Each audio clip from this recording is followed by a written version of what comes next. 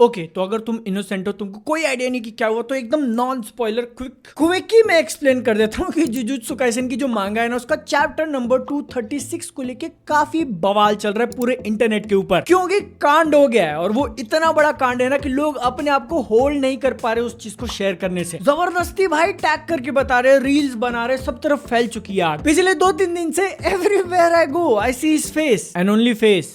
If you know, you know. But अगर तुम इस एनिमे की दुनिया का पार्ट कुछ टाइम से हो तो एक्सपीरियंस मिल चुका होगा कि अगर किसी बड़े एनिमे के अंदर कुछ बड़ा होता है, नारुतो और कुरोमा का सेपरेट होना। बोरुटो नहीं देखते फिर भी लोगों ने बता दिया, वन पीस के अंदर गियर 5 आने वाला, गियर 5 आने वाला, सब तरफ था। तो ये जुजुत्सु काइसेन को लेके क्या डिफरेंट है? डिफरेंट ऐसा है कि मांगा चैप्टर 236 जिसकी बात हम लोग कर रहे हैं वो अब तक रिलीज भी नहीं हुआ। हाँ, 25 सितंबर को वीकली शोनन में आएगा। तो मतलब पिछले 3-4 दिन से जितनी भी फोटोज तुम देख रहे हो वो अर्ली स्कैन्स हैं। ये फोटो को देखकर अंदाजा लगा सकते हो कि मांगा को पब्लिश करने का पाइपलाइन कैसा होता है। तो जो रॉ स्कैन्स इतने टाइम से इंटरनेट के ऊपर घूम रहे हैं वो बिना किसी मॉडिफिकेशन के ओरिजिनल लैंग्वेज में और एकदम खराब क्वालिटी, इतनी सारी बताई हुई बातें नहीं पल्ले पड़ रही, या फिर एकदम सिंपल स्ट्रेट फॉरवर्ड में तुमको बताना हो। एनिमे एपिसोड जो लोग देखते हैं उससे कई आगे स्टोरी मांगा में चल रही होती है, और वो लोग जो मांगा के रिलीज के पहले दिन जाकर सबसे पहले रीड करते हैं, स्टोरी में सबसे आगे होते हैं, उनको तक स्पॉइल किया जा रहा है। और वो एक्चुअल में इतना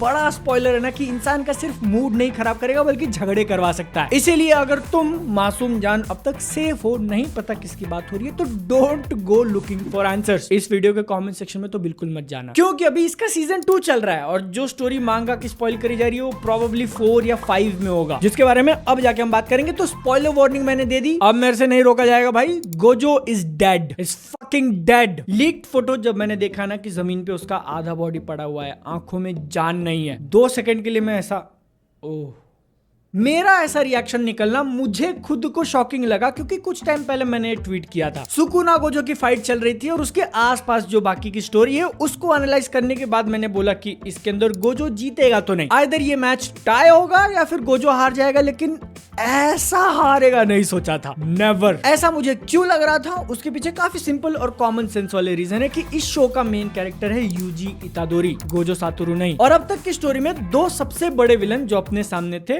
सुकुना केंजाकू, जिसकी इतनी गन फट रही थी गोजो से कि उसने सुकुना का पिंकी फिंगर पकड़ के 2-3 महीने छुप के रहा था, अकेले में कहीं गोजो मिल गया तो मार डालेगा, जिसका मतलब कि अगर गोजो सुकुना को हरा देता तो स्टोरी खत्म हो जाती। इतने सारे जो लूज थ्रेड्स हैं अपने सामने, यूजी का पास्ट, मेगुमी, उनको बिना रिजॉल्व किए एक अब्रप्ट वाली एंडिंग तो मिलने वाली नहीं थी। और गेगे आकुटामी जो कि इसके ऑथर हैं, खुद इंटरव्यू में बोला है कि उन्होंने गोजो को बहुत ज्यादा पावरफुल बना दिया। शो के अंदर जितने भी सारे प्रॉब्लम है सबका एक ही solution, Gojo Satoru. In order to move the story forward और अपने मेन कैरेक्टर का डेवलपमेंट होने के लिए ही cut the answer in half, literally. Gojo हार चुका है लेकिन स्टोरी अभी भी बहुत गर्म। यूता और हकारी कैसे डील करेंगे देखना है, लेकिन जो ट्रम्प का इक्का होगा ऑब्वियसली यूजी का जो एक सीक्रेट पावर टीज किया है बॉडी स्वैप करने का, उसी से सुकुना का डाउनफॉल होगा। लेकिन एक चीज के ऊपर काफी फोकस करके अपने को 2 बार बताया, किंग ऑफ कर्सेस का चेहरा लगा, क्योंकि इतनी ज्यादा स्ट्रांग होने के बाद जब आप टॉप पे पहुंच जाते हो तो एक लोनलीनेस फील होती है। और the one who will teach him about love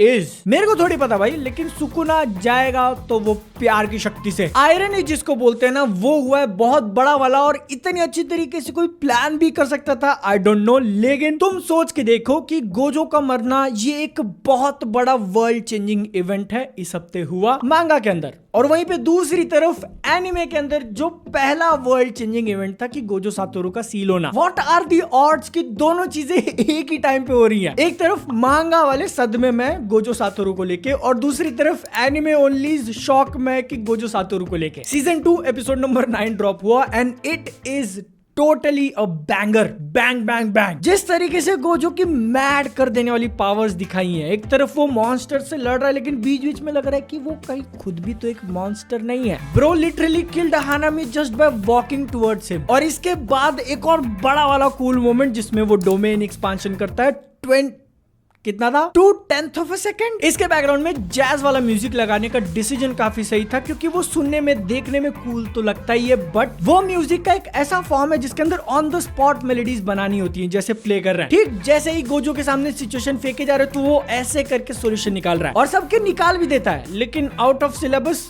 Geto, Suguru, prison realm और वो सील हो गया। गेटो का वो ब्रेन वाला रिवील कैसा लगा बताना, मैंने इसके हिंट्स पहले भी दिए हुए थे। एपिसोड देखकर मजा आ गया, लेकिन लेट मी रिमाइंड यू कि ये शिबुया इंसिडेंट की बस शुरुआत है। 23 में से सिर्फ 9 एपिसोड्स आए हैं अभी, तो 14 एपिसोड का मैडनेस स्टिल रिमेन्स। और उसके अंदर क्या दिखाएंगे नहीं बताऊंगा, लेकिन इतना समझ लो कि गोजो सातोरू को सील करना एक छोटी मोटी बात नहीं है, वर्ल्ड चेंजिंग इवेंट है, काफी लॉन्ग लास्टिंग इम्पैक्ट होने वाला। और आगे चल के एक लाइन भी मारी जाएगी कि जब गोजो सातोरू पैदा हुआ था ना, वर्ल्ड का जो पावर बैलेंस है वो चेंज हो गया था। इतना ज्यादा वेट होल्ड करता है इकलौता सिंगल बंदा, तो उसके जाने के बाद क्या होगा, प्योर केओस।